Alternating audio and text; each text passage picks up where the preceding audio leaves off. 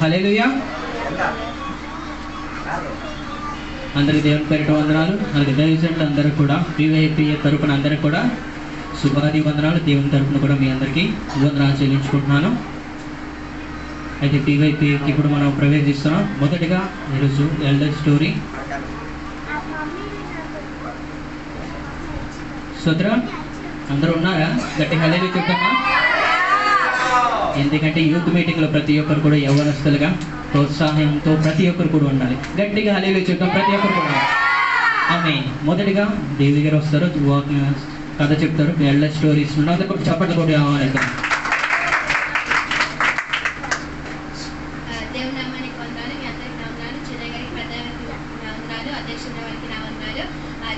చిన్న కథ మాత్రమే చెప్తాను. అయితే ఒక ఊర్లో ఒక ఫ్యామిలీ ఉంది. ఆ ఫ్యామిలీలో ఒక బాబు ఎంచో ఇలాగే పొలంకి వెళ్ళారు. ఒక మామిడి తోటి పొలంకి వెళ్ళి అక్కడ పళ్ళు కోసుకొని వచ్చారు. పళ్ళు కోసుకొని వచ్చి వాళ్ళ నాన్నకి ఇచ్చారు. వాళ్ళ నాన్న అడిగారు, ఇది నువ్వు ఎక్కడి నుంచి తీసుకొచ్చారు అని అంటే, అక్కడ మామిడి తోట నుంచి తీసుకొచ్చాను అన్నారు. అప్పుడు వాళ్ళ నాన్న అన్నారు, ఎవరైనా అడిగిసి తీసుకొచ్చావా అంటే, లేదు ఎవరు లేరు, నేను అడిగిసి తీసుకొని రాలేదు, అక్కడ ఉంటే నేను తీసుకొచ్చాను అన్నారు. అప్పుడు వాళ్ళ నాన్న చెప్తారు, లేదు మనం అలా చేయకూడదు, మనకెవరు చూడట్లేదు అని అనుకోకూడదు, దేవుడు ఎప్పుడు కూడా మనకి చూస్తున్నారు, అందుకే మనం ఎప్పుడు కూడా అలా చేయకూడదు అంటారు. అయితే ఇలాగ కొన్ని సంవత్సరాలు అయిపోయిన తర్వాత ఆ ఊర్లో కొంచెం ఇలాగ కరువు వస్తుంది. అంటే కరువు అంటే వాళ్ళ ఇంట్లో లేని పరిస్థితి వస్తుంది. అలా వచ్చినప్పుడు వాళ్ళ నాన్న అంటారు, ఉండండి నేను ఏదైనా మీకు తినడానికి తీసుకొస్తానని చెప్తారు. అలాగే వాళ్ళ నాన్న కూడా ఒక పొలంకి వెళ్ళి ఏదో ఒక్క చోట్లోని కొన్ని పళ్ళు ఉంటే అవి తీసుకొని వస్తారు. అవి తీసుకొచ్చినప్పుడు కొడుకుని కూడా తోడుగా తీసుకెళ్తారు. అప్పుడు కొడుకు నాన్న వెళ్ళినప్పుడు ఆ కొడుకుకి చెప్తారు, నువ్వు ఆ పొలం దగ్గర అంటే అతని తోటలోకి వెళ్తారు కదా, ఆ తోట బయట నువ్వు ఉండు, ఎవరైనా వస్తే నాకు చెప్పు అంటారు. అప్పుడు నాన్న నుంచి లోపుకి వెళ్తారు. నాన్న కూడా పళ్ళు కొయ్యగానే నాన్న మనకి చూస్తున్నారు, నువ్వు వచ్చి అంటారు. అప్పుడు వచ్చి నాన్న నుంచి వచ్చేస్తారు. ఎవరో చూస్తారని భయపడి తోట బయటకు వచ్చేస్తారు. అప్పుడు నాన్న అడుగుతారు, ఇది ఎవరు లేరు కదరా, నువ్వేంట్రా ఎలా చెప్పేసావంటే, నాన్న నువ్వే కదా నాకు చెప్పావు, నేను మామిడిపళ్ళు తీసుకొచ్చినప్పుడు మనకి దేవుడు చూస్తున్నారు, ఇలా ఎవరు చూడట్లేదు అనుకుంటున్నావు అని చెప్పావు కదా, మరి నువ్వెలా తీసేస్తున్నావు అని చెప్పారు. దీని అర్థం ఇంతే, మనం చిన్నపిల్లల్లో ఏది మనం విత్తుతామో అదే మనం కోస్తాం. దీనికి ఆధారంగా ఒక వాక్యం చదివి కూర్చుంటాం. 2 కొరింథీ 9:6.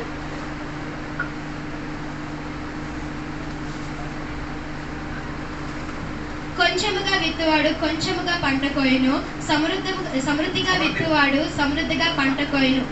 ఆమేన్.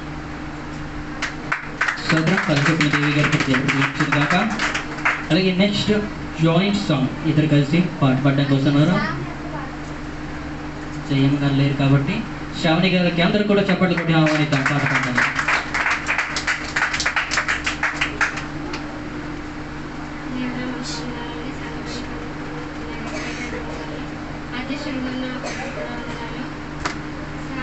నేను పాట పాడుతాను.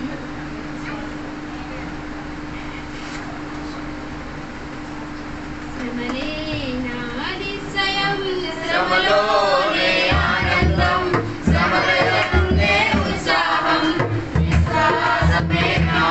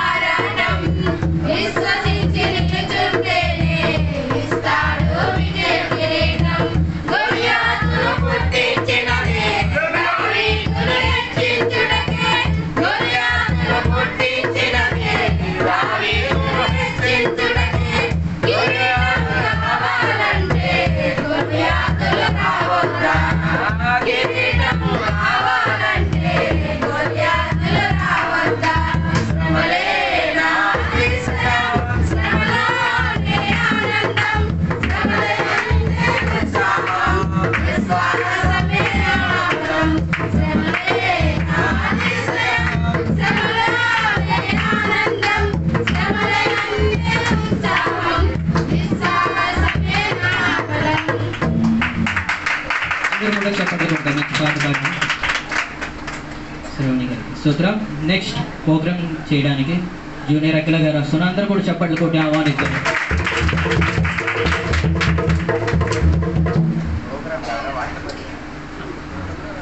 అందరికీ వందనాలు. చిన్నయ్య గారు, పెద్దయ్య గారికి, అలాగే అధ్యక్షుడికి సంఘమందరికి వందనాలు.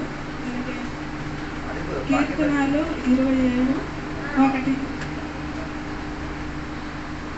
యెహోవా నాకు వెలుగును రక్షణనై ఉన్నాడు. నేను ఎవరికి భయపడదనో, యెహోవా నా ప్రాణదుర్గము, ఎవరికి వేరెత్తును. ఒకటి వెలుగు, అది ఉంటేనే మనం ఎక్కడికైనా వెళ్ళగలం, తర్వాత చూడగలం కూడా. అలాగే రక్షణ, దేవుడి శిలువ మరణం కోసం మనకి ఉచితంగా దొరికింది రక్షణ. అది మనం కూడా ఉండి ఎదురు వాళ్ళకి కూడా మనము పంచాలి, అది చెప్పాలి.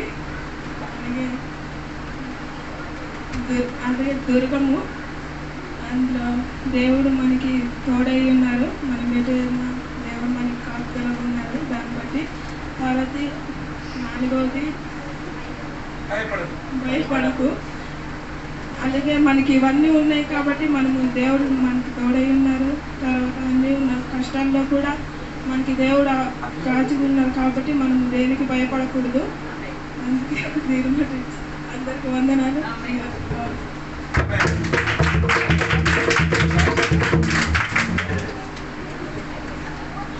స్తోత్రం. మీకు వాక్యం చెప్పిన చెల్లి కూడా అంత దీవించిన కాక దేవుడు. అలాగే నెక్స్ట్ న్యూస్ ఉంది, అజిత్ గారు వస్తున్నారు. అందరూ కూడా చప్పట్లు కూడా ఆహ్వానిస్తారు.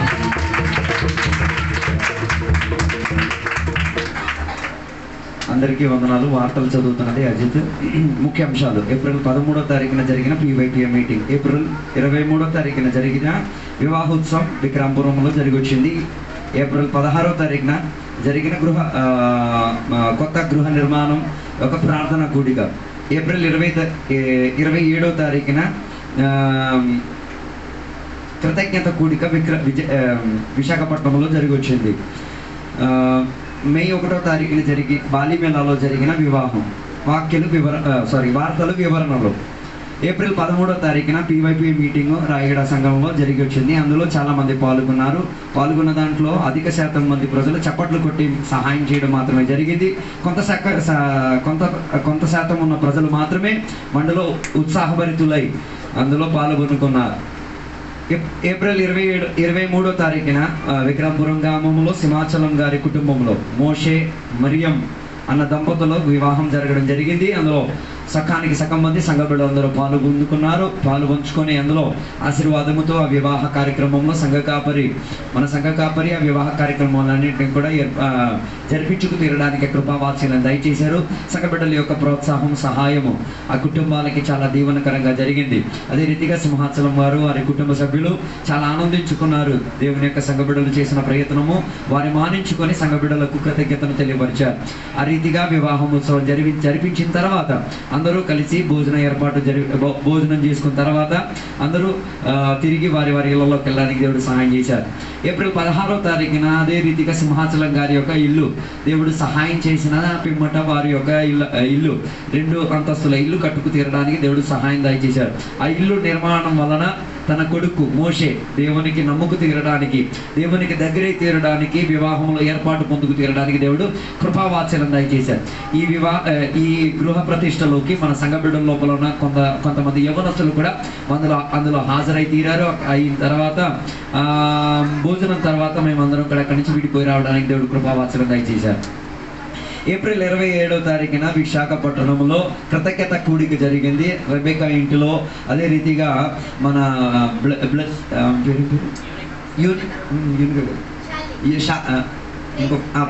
ప్రైజియు యూనికా ఇరువురు కూడా దానితో కూడా వారి స్నేహితులు కూడా కొందరు కలిసి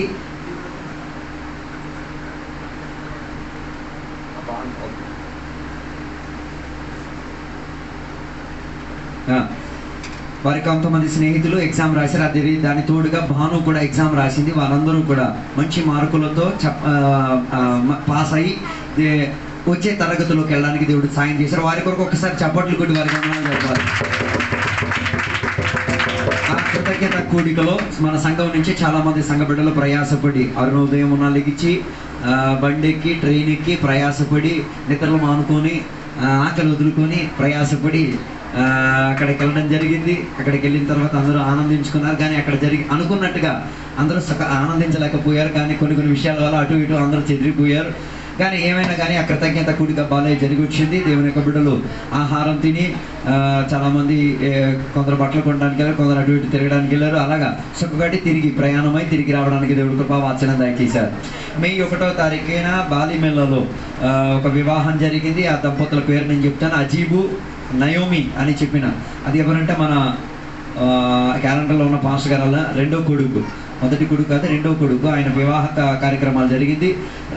వారి ఊరిలో నుంచి పుల్వానీలో నుంచి ఒక బస్సు, అదే రీతిగా 2 బళ్ళు 3 బళ్ళుతో సంఘ బిడ్డలు అందరూ కలిపి అక్కడి నుంచి వెళ్ళడం. రాయగిరి నుంచి నేను పాస్టర్ గారు కలిసి ఇక్కడి నుంచి ప్రయాణమై ఆ వివాహంలోకి వెళ్ళడం జరిగింది. అక్కడ ఉన్న వివాహ పరిచర్యలో పాల్గొని ఆ దంపతులకు దీవెన ఆశీర్వాదాలు ఇచ్చి తిరిగి రావడానికి దేవుడు కృపావాత్సల్యం దయచేశారు. అదే రీతిగా అక్కడ ఉన్న వివాహ కార్యక్రమంలో భోజనం అయిన పిమ్మట మేము అక్కడి నుంచి తిరిగి రావడం జరిగింది. విక్రమపురంలో జరిగిన బైబిల్ స్టడీ, విక్రమపురం అర్థము ఎర్రసమ్మతవలసలో జరిగిన బైబిల్ స్టడీలో సంఘం నుంచి చాలా మంది సంఘ బిడ్డలు వెళ్ళి వాక్యం పొందుకొని వాక్యంలో బలపడి తీరుతున్నారు. అది చూచుచున్నప్పుడు ఇతర సంఘ బిడ్డలకు చాలా ప్రోత్సాహం కలుగుతున్నాయి. ఆ బైబిల్ స్టడీలో సంఘ బిడ్డలు కూడా పాలు పొందుతారు. లోకాశ కాదు మనకి ప్రాముఖ్యం, ఆత్మిక విషయంలో ఏదైనా పొందుకు తీరాలి, దాని గురించి మనం ఏం చేయాలి, ప్రయాసపడి తీరాలి. మన సంఘంలో జరిగి వచ్చుచున్న ప్రతి ఆదివారం కూడిక, శుక్రవారం కూడిక శుభప్రదంగా జరుగుతూ వచ్చుతున్న. పోయిన గత రోజు శుక్రవారం జరిగిన ఆది కూడికలు 2 విభజన కలిగిన రీతిగా జరిగి వచ్చింది. అది మీకు ఎంత మాత్రం బాధ కలిగిందో తెలియదు, కానీ సంఘ కాపరిగా మాకు చాలా వేదన కలిగింది. సంఘం కలిసి ఉండి దేవునికి ఆరాధన చేసుకు తీరాలి. ప్రతి ఉపవాస ప్రార్థన కొడికలో, ఆరాధన కొడికలో సంఘ బిడ్డలందరూ కూడా వచ్చి పాలు పంచుకోవాలని నేను కోరుచున్నాను. అదే రీతిగా మన సంఘంలో జరుగుతున్న కాటేజ్ మీటింగ్లు ఆగిపోయినాయి. అది ఏ కారణం చెప్పున ఆగిపోయిందో తెలియదు. దాన్ని మళ్ళీ పునఃస్థాపించుకు తీరడానికి సంఘ బిడ్డలు ప్రయత్నం చేసుకుని ఇళ్లలో ప్రార్థన జరగడం మేలు. దాని వలన ఇంటికి ఉన్న కంచి సంరక్షణ కలిగి తీరుతాయి. సాతాన్ యొక్క దాడి మీ ఇంటి మీదగా రాకుండా ఉండి తీరుతుంది. ఆడవాళ్ళ కూడిక జరిగింది. అందులో ఆడవాళ్ళ కూడిక మన సంఘంలో జరిగి వచ్చింది. నాకు తెలిసి అనేక మంది ఆడవాళ్ళు అక్కడ రాలేదు, అందరూ పురుషులు అయిపోయారేమో అనుకుంటారు. దానివల్ల రాలేకపోయారు. వచ్చే వారాల్లో వాళ్ళు ఆడవాళ్ళు అయిపోతారు అనుకుంటారు. వచ్చే నెల జరిగిన కూడికలో అందరూ హాజరై తీరుతారు.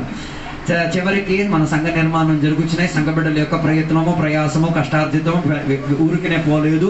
దాని యొక్క పని పూర్తయి తీరడానికి అతి త్వరలో దాని యొక్క పని పూర్తయి తీరడానికి అందులో సంఘ బిడ్డల యొక్క చేయూత గొప్పగా జరుగుతున్నాయి అన్న దాని గురించి రాబోయే రోజుల్లో భవిష్యత్తులో ఇటుకలు సాక్ష్యం చెప్తాయి. వాటిని వినబడి తీరడానికి దేవుని బిడ్డల ఆరోహణమై తీరడానికి సిద్ధమై తీరాలి. వార్తలు ముగించిన వచ్చే వారం మనం కలుగుతాం. అప్పటి వరకు సెలవు. దేవుడు మీ అందరిని కూడా దీవించును గాక. న్యూస్ చదివిన అజిత్ జవాన్ గారిని కూడా దేవుడు దీవించును గాక. Amen. Next action song Anu and Abigail వచ్చి చేస్తారు. అందరూ కూడా చెప్పట్లు కొడుతూ ప్రోత్సహిస్తారు.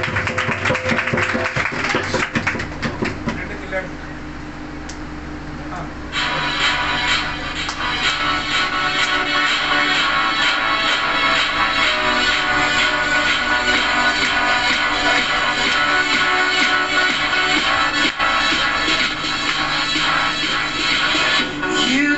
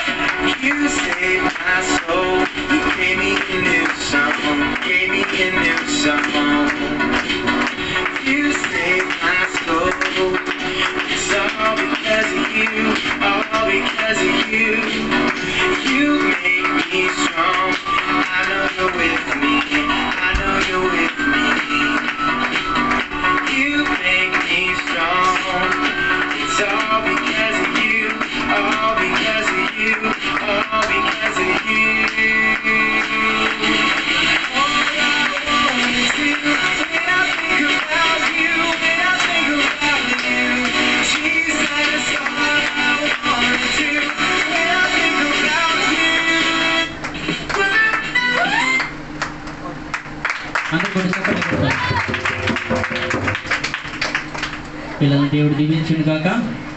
నెక్స్ట్ 10 తెగుళ్ళ పేర్లు చెప్పడానికి భవానీ వస్తుంది. అందరూ కూడా చప్పట్లు కొట్టి రావాలి. రాలేదు, దాన్ని బట్టి దేవుని కూడా స్తోత్రం. అలాగే నెక్స్ట్ స్పెషల్ ప్రోగ్రామ్ అజిత్ గారు పాస్టర్ గారు ఉన్నారు. అందరూ కూడా చప్పట్లు కొట్టి ఆహ్వానిస్తాం.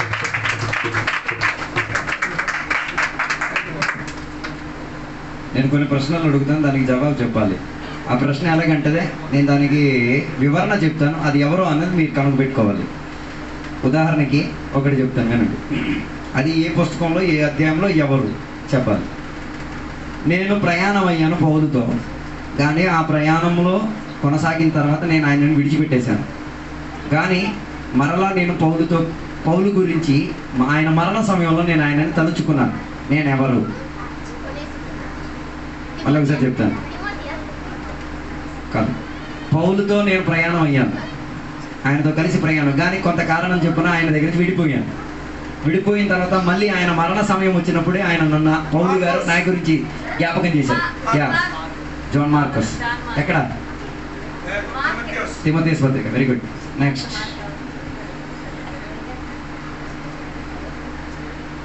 నేను బైబిల్లో ఒక్కసారే ప్రకటింపబడ్డాను.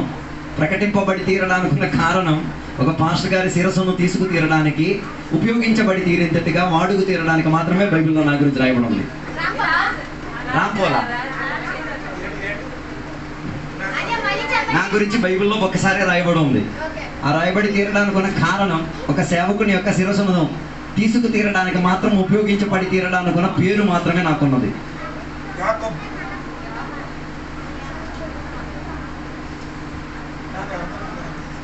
అర్థమయ్యేటట్టు చెప్పే అర్థమైపోతుంది.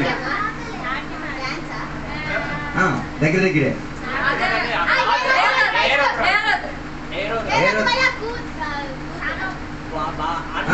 దగ్గర దగ్గరే.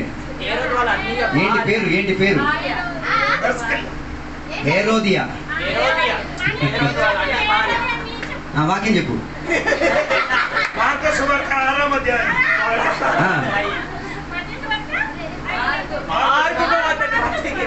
6:24.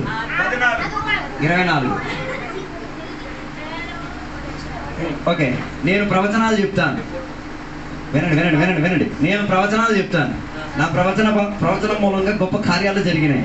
కానీ నా ప్రవచన కాలం ముగించిన తర్వాత నేను గాలికి తిరుగుబడిపోయాను. నేను ఎవరు? Very good. ఎక్కడ? Okay, right.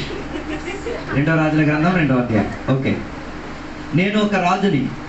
నేను పాత్రలో మందు తాగేసుకొని కూకున్న సమయం, ఆర్భాటించుతున్న సమయంలో ఒక రాత పైనుంచి కిందకి కనబడదు. తెలుసు సార్. ఏ పుస్తకం? దానియేలు 5. Very good. మేము ఒక దంపతులం. మా పేరు ఒకసారి బైబిల్లో రాయబడింది. ఏ పుస్తకం?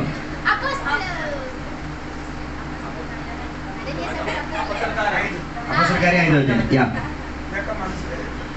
నేను ఒక ప్రవక్తని. నా వివాహం ఘోరాతి ఘోరమైన ఒక వివాహ ప్రణాళిక. హోషేయ. యా.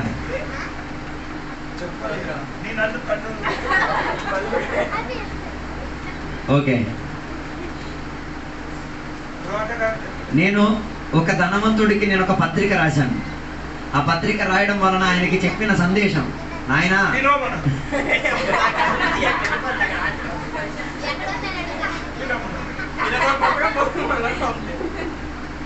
నేను ఒక అభిషిక్తుడిని. నా మరణం అందరికీ జ్ఞాపకం చేసే ఒక మరణం. స్టెఫాన్. ఏ పుస్తకం? 7. రైట్. నేను గొప్ప యొక్క ఇల్లు రాలును. చెప్పలేదు. నేను గొప్ప యొక్క ఇల్లు రాలును. నేను చేసిన పని మూలంగా ఇశ్రాయేలీయులకు గొప్ప విడుదల జరిగింది. నేను ఒక మంచి ఇల్లు రాలను. నేను ఇంటికి మంచి ఇల్లు రాలను అంటే ఇంటిని చూసి మంచి బాధ్యత. బాబు నాకు అవదు. ఇల్లాలు. నో. నేను చేసిన పని మూలంగా ఇశ్రాయేలీయులకు గొప్ప సహాయం కలిగి వచ్చింది. రాహాబు. ఏ పుస్తకం? ఏ పుస్తకం? కొత్త నిబంధనలు చెప్పండి. కొత్త నిబంధనలు చెప్పండి. ఎక్కడ ఉంది పుస్తకం? మత్తయి సువార్త 1:5 రాహాబ్ గురించి.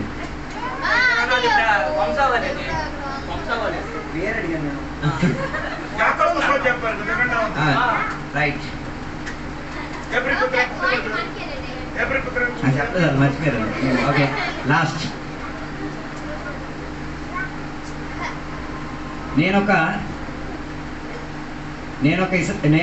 న్యాయ అధ్యక్షుడిని. ఇశ్రాయేలీయులకు నేను పరిపాలించాను. ఇశ్రాయేలీయులకు గెలిచి తీరడానికి నేను ఒక వెర్రి నిర్ణయాన్ని తీసుకున్నాను. దాని మూలంగా వెర్రి రీతిగా ఒక పని చేయాల్సి వచ్చింది.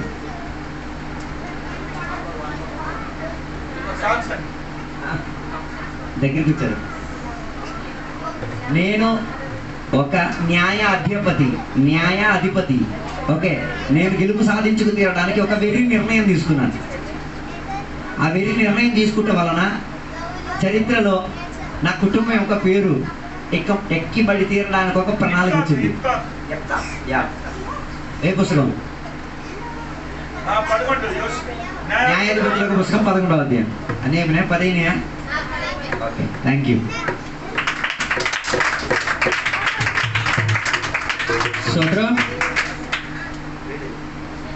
అలాగే నెక్స్ట్ రిపోర్ట్ చదవడానికి దేవి గారు వస్తున్నాను. అందరు కూడా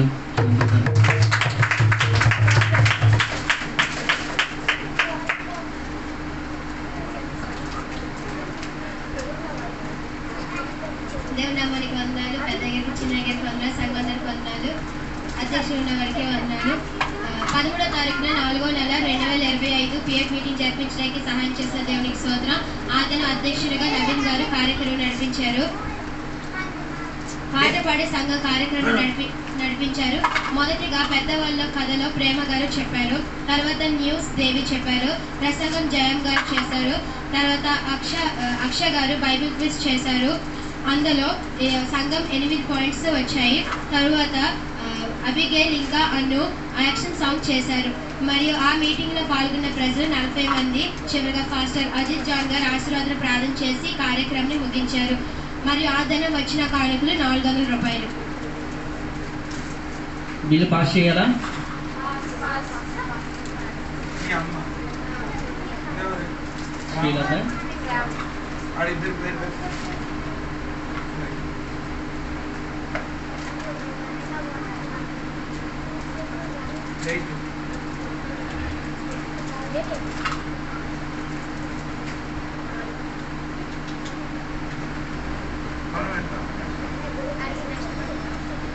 అయితే నెక్స్ట్ ప్రోగ్రామ్ కోసం action song Lazar Abhi Arjun action song Sunday school పిల్లలు, చిన్నపిల్లలు. సండే స్కూల్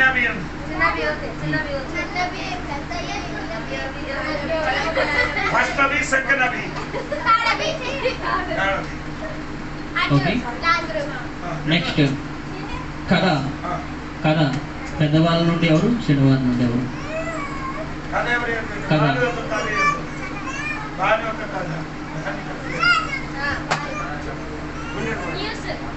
న్యూస్ ప్రేమ గారు.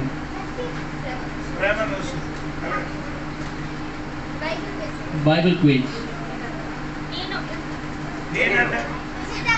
సునీత. స్పెషల్ సాంగ్ పాట ఉసాక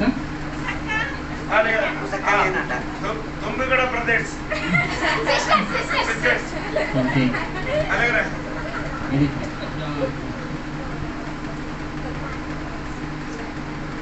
ఇంకా స్కిట్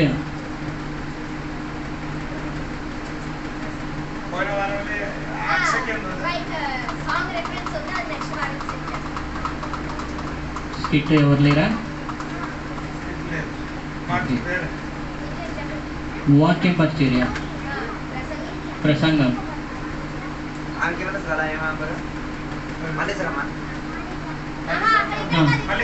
మల్లేశ్వరం. మళ్ళీ శ్రమ. అమ్మగారు ఫాదర్ దగ్గర ఉంది, ఇల్లు కూడా ఉంది. రెండు ప్రసంగాలు. 2 బాంబు వేశారు.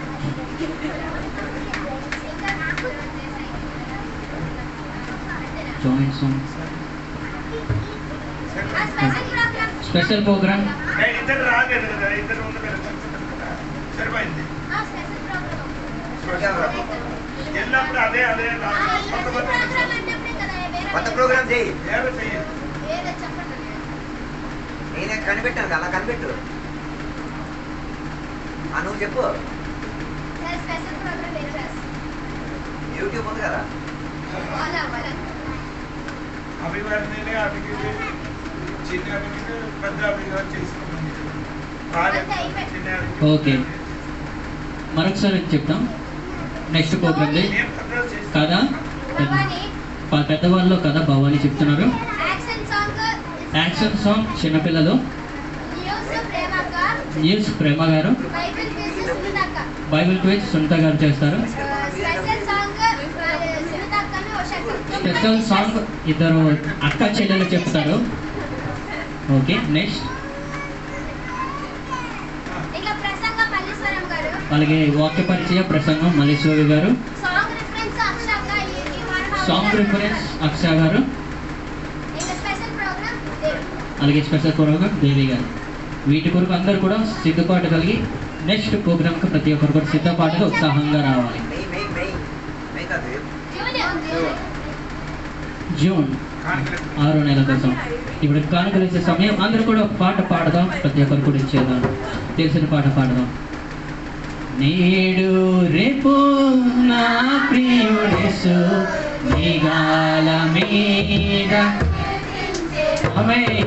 నేడు రేపు నా ప్రియుడేసు మేఘాల మీద కీర్తించుడు, మహిమానితుడై ప్రభు యేసు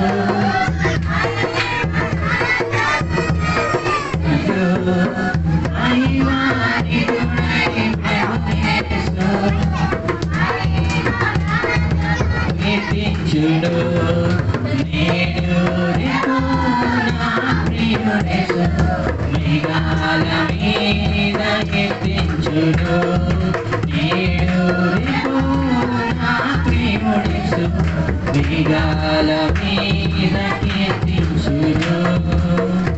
స్తోత్రం. అలాగే దైవజనులు ప్రార్థన చేసి ముగిస్తారు. అందరూ కూడా కళ్ళు మూసుకొని ప్రార్థన చేసి పరిశుద్ధమైన తండ్రి నీకు వందనాలు ప్రభువా. ఈ రోజు పిఐపి మీటింగ్ జరిపించడానికి దేవుడు సహాయం చేశాయి. అధ్యక్షుల నుండి దేవుడు దీవించి ఆశీర్వదించండి. కార్యక్రమం నడిపించడానికి అధ్యక్షుడికి దేవుడు సహాయం చేయడం.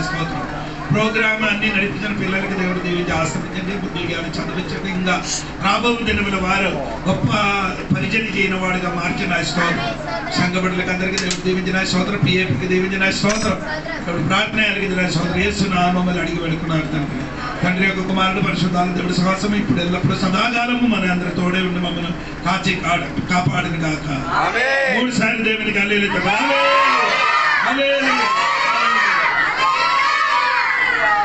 గత వారం ఎవరు బిస్కెట్లు పంచారు? ఇది నోటీస్. గత వారం